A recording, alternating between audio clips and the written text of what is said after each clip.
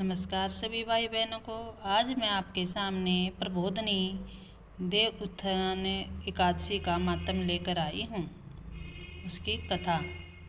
जय श्री कृष्ण, जय श्री राधे। बोलिए विष्णु भगवान की जय। ब्रह्मा जी बोले, हे मुनि श्रेष्ठ, अब आप पापों को नष्ट करने वाली तथा पुण्य और मुक्ति को देने वाली प्रबोधनी एकादशी का मातम सुनिए। भागीरथी गंगा तथा तीर्थ नदी, समुद्र आदि तभी तक फल देते हैं जब तक प्रबोधनी एकादशी नहीं आती। कार्तिक मास की शुक्ल पक्ष की प्रबोधनी एकादशी के व्रत का फल 1 सहस्त्र अश्वमेघ तथा 100 राजसूय यज्ञ के फल के बराबर होता है। नारद जी ने पूछा कि हे पिताजी, यह संध्या को भोजन करने से, रात्रि में भोजन करने तथा पूरे दिन उपवास करने से क्या क्या फल मिलता है, उसे आप समझाइए। ब्रह्मा जी बोले कि हे नारद, एक संध्या को भोजन करने से 1 जन्म का, रात्रि में भोजन करने से 2 जन्म का तथा पूरे दिन उपवास करने से 7 जन्म के समस्त पाप नष्ट हो जाते हैं। प्रबोधनी एकादशी के व्रत के प्रभाव से सुमेरु पर्वत के समान कठिन पाप क्षण मात्र में ही नष्ट हो जाते हैं। अनेकों पूर्व जन्म के किए हुए बुरे कर्मों को यह प्रबोधनी एकादशी का व्रत क्षण भर में नष्ट कर देता है।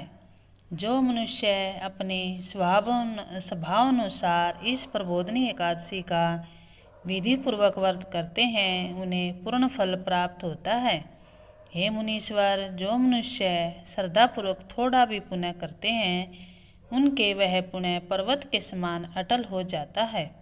जो मनुष्य हृदय के अंदर ही ऐसा ध्यान करते हैं कि प्रबोधनी एकादशी का व्रत करूँगा, उसके 100 जन्म के समस्त पाप नष्ट हो जाते हैं। जो मनुष्य प्रबोधनी एकादशी के दिन रात्रि को जागरण करते हैं, उनकी बीती हुई तथा आने वाली 10,000 पीढ़ियाँ विष्णु लोक में जाकर वास करती हैं और नरक में अनेक दुखों को भोगते हुए पितर विष्णु लोक में जाकर सुख भोगते हैं। ब्रह्म हत्या आदि महान पाप भी प्रबोधनी एकादशी का व्रत करने से धुल जाते हैं। एकादशी के दिन रात्रि को जागरण करने का फल अश्वमेघ आदि के यज्ञों के फल से अधिक होता है। समस्त तीर्थों में जाने तथा गो, स्वर्ण, भूमि आदि के दान का फल कार्तिक मास की शुक्ल पक्ष की प्रबोधनी एकादशी के रात्रि के जागरण के फल के बराबर होता है। इस संसार में जितने भी तीर्थ हैं तथा जितने भी तीर्थों की आशा की जा सकती है, वह सब प्रबोधनी एकादशी का व्रत करने वाले के घर में रहते हैं। जो मनुष्य इस एकादशी के व्रत को करता है, वह योगीवान, योगी, तपस्वी तथा इंद्रियों को जीतने वाला होता है, क्योंकि वह एकादशी भगवान विष्णु को अत्यंत प्रिय है। इस व्रत के प्रभाव से कामिका, वाचिका और मानसिक पाप नष्ट हो जाते हैं। इस एकादशी के दिन जो भगवान की प्राप्ति के लिए दान, तप, होम, यज्ञ आदि करते हैं, उन्हें अक्षय पुण्य मिलता है। प्रबोधनी एकादशी के दिन भगवान की पूजा करने से बाल, यौवन और वृद्धावस्था के समस्त पाप नष्ट हो जाते हैं। इस एकादशी की रात्रि को जागरण करने का फल चंद्र सूर्य ग्रहण के समय स्नान करने के फल से सहस्त्र गुना अधिक होता है। मनुष्य जन्म से लेकर जो पुण्य करता है, वह पुण्य प्रबोधनी एकादशी के व्रत के पुण्य के सामने व्यर्थ है। इसलिए हे नारद, तुमको भी विधि पूर्वक विष्णु भगवान की पूजा करनी चाहिए। जो मनुष्य कार्तिक मास में धर्मपरायण होकर अन्य व्यक्तियों का अन्न नहीं खाते, उन्हें चंद्रायण व्रत का फल मिलता है। कार्तिक मास में भगवान दान आदि से उतने प्रसन्न नहीं होते जितने कि शास्त्रों की कथा सुनने से प्रसन्न होते हैं। कार्तिक मास में जो मनुष्य भगवान की कथा को थोड़ा बहुत भी पढ़ते या सुनते हैं, उन्हें 100 गौ के दान का फल मिलता है। मनुष्य अपने कल्याण के लिए विष्णु भगवान की कथा सुनते हैं, वे अपने कुटुंब का उद्धार करके 1 सहस्त्र गोदान का फल पाते हैं। जो मनुष्य प्रबोधनी एकादशी के दिन विष्णु की कथा सुनते हैं, उन्हें 7 दीप के दान का फल मिलता है। जो विष्णु की भक्तिपूर्वक कथा सुनते हैं तथा कथा बाँचने वाले ब्राह्मण की यथाचित पूजा करते हैं, उसे संतुष्ट करते हैं वे उत्तम लोक को जाते हैं। इस पर नारद जी बोले, हे ब्रह्मा जी, अब आप एकादशी के व्रत का विधान कहिए और कैसा व्रत करने से कौन सा पुण्य मिलता है वह भी समझाइए।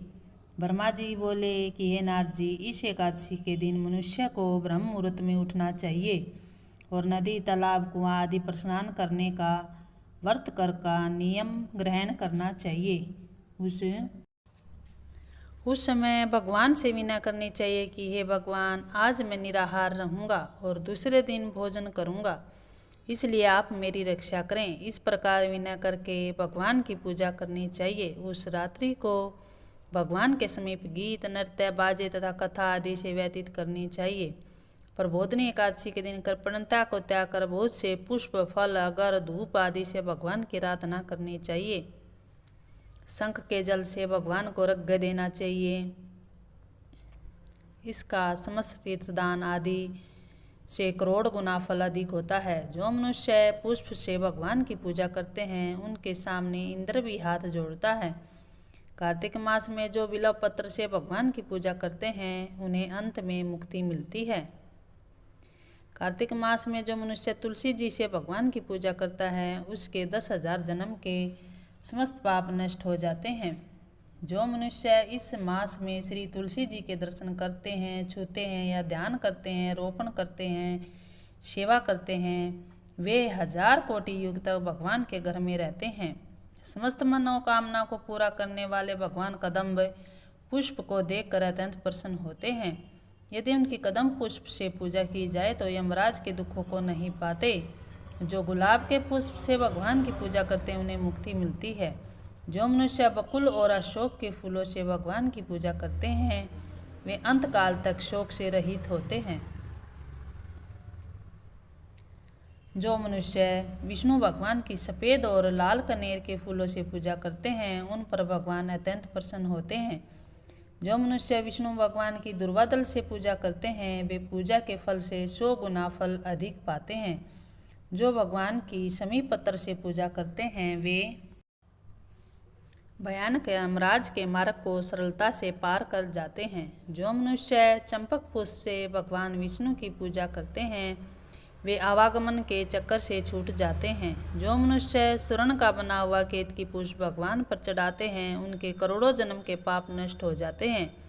जो मनुष्य भगवान के पीले और रक्त वर्ण कमल के सुगंधित फूलों से पूजा करते हैं उन्हें श्वेत दीप में स्थान मिलता है। इस प्रकार रात्रि में भगवान की पूजा करके प्रातःकाल शुद्ध जल की नदी में स्नान करना चाहिए। स्नान करने के पश्चात भगवान की पूजा करनी चाहिए। इसके बाद पूर्ति के लिए ब्राह्मणों को भोजन कराना चाहिए और दक्षिणा देकर मीठे वाक्यों द्वारा सभा करनी चाहिए।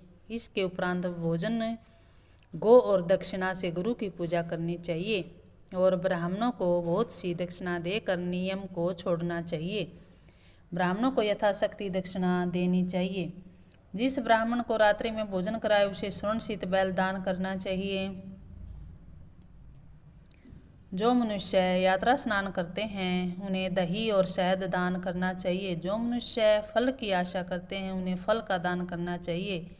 तेल की जगह घी और घी की जगह दूध और अन्नों में चावल दान करना चाहिए। जो मनुष्य इस व्रत में भूमि शयन करते हैं उन्हें सब वस्तुओं सहित शैया दान करनी चाहिए और जो मौन दान करते हैं उन्हें स्वर्ण सहित तिल दान करना चाहिए। जो मनुष्य बालों को दान करते हैं उन्हें दर्पण दान करना चाहिए। जो मनुष्य कार्तिक मास में उपान्य दान नहीं करते उन्हें उपान्य दान करना चाहिए। जो इस मास में नमक त्यागते हैं उन्हें शक्कर दान करनी चाहिए। जो मनुष्य नित्य प्रति देव मंदिरों में दीप जलाते हैं उन्हें स्वर्ण या तांबे के दिए को घी तथा बत्ती सहित दान करना चाहिए। जो मनुष्य चातुर्मास्य व्रत में किसी वस्तु का त्याग करते हैं उन्हें उस दिन से पुनः ग्रहण करना चाहिए। जो मनुष्य प्रबोधनी एकादशी के दिन विधि पूर्वक व्रत करते हैं उन्हें अत्यंत सुख मिलता है और अंत में स्वर्ग को जाते हैं। जो मनुष्य चातुर्मास्य व्रत को बिना किसी विघ्न को पूरा कर देते हैं उन्हें फिर दोबारा जन्म नहीं मिलता। जिन मनुष्यों का व्रत खंडित हो जाता है वे नरक को जाते हैं। जो मनुष्य इस एकादशी के महत्म को सुनता या पढ़ता है उसे अनेकों दान का फल मिलता है। बोलिए विष्णु भगवान की।